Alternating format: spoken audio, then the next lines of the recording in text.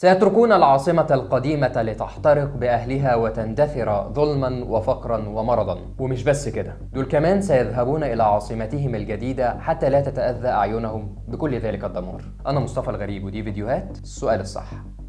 من ساعة ما تم الإعلان عن مشروع العاصمة الإدارية الجديدة، وكل ما بنشوف حجم الشغل ويتعمل مشروع جديد أو يظهر ملامح أكتر للموضوع، ما بنشوفش على السوشيال ميديا غير نوعية البوستات دي. طب هل الكلام ده صحيح؟ الإجابة قطعا لا، وده مش كلام مرسل، لأني هقول لك دلوقتي مثال واضح وصريح عن الموضوع ده. هو مشروع تطوير القاهرة التاريخية، وبالمناسبة أنا واحد من الناس اللي بتعشق القاهرة التاريخية ومن اللي حابين إن احنا نكمل حياتنا فيها. مشروع تطوير القاهرة التاريخية ده بيأكد إن الماضي شيء أساسي في حياتنا ومش هيتنسي مهما عملنا في مدن جديدة. هو إيه مشروع تطوير القاهرة التاريخية ده؟ القاهرة بتعتبر واحدة من اهم واقدم المدن في المنطقه كلها، وليها تاريخ كبير جدا محدش يقدر ينكره، وكلنا طبعا شفنا وفاكرين حجم الاهمال اللي كانت بتعاني منه اهم عاصمه في المنطقه. ومن هنا جت اهميه المشروع ده. المشروع ده بيتم في عدد من المناطق بهدف استعاده مكانتها وجمالها واهميتها التراثيه والثقافيه والسياحيه. الخطه شملت مناطق مختلفه زي الدرب الاحمر والجماليه والحسين، ومناطق في حي الخليفه اللي بيضم كتير من الاثار الاسلاميه والمناطق التراثيه المهمه. ده طبعا غير اللي بيحصل في تطوير القاهره الخديويه. كل دي مناطق اثريه ممكن تدخل فلوس كتير جدا للبلد عن طريق السياحه، فلازم يتوفر للسائح تجربه سياحيه هايله بدل الاهمال اللي كان موجود وكلنا شفناه وبنعاني منه. كلنا طبعا فاكرين وشفنا على السوشيال ميديا المناطق الاثريه دي اللي كتير منها اتحولت لمقالب زباله. ده منظر ما كانش باي حال من الاحوال ينفع يليق بمصر ولا بتاريخها ولا بالناس اللي عايشين هناك. حد يجي يقول لي طب ما تقول لنا مثال كده عن اي حاجه اتعملت. انا طبعا مش هقدر احكي لك عن كل التطوير اللي بيحصل في القاهره التاريخيه،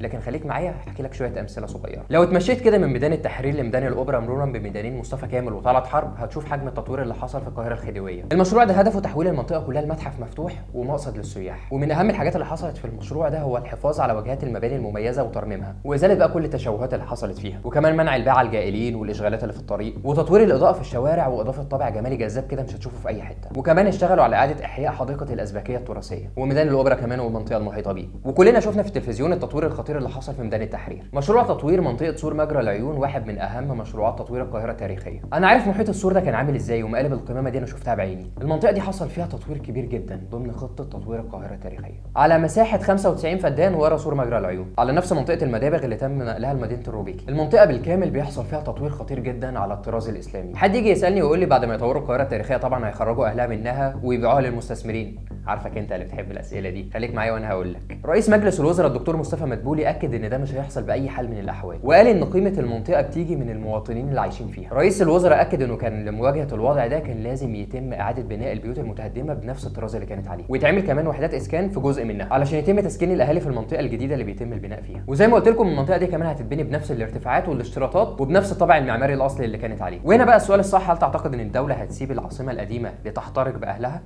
سلام.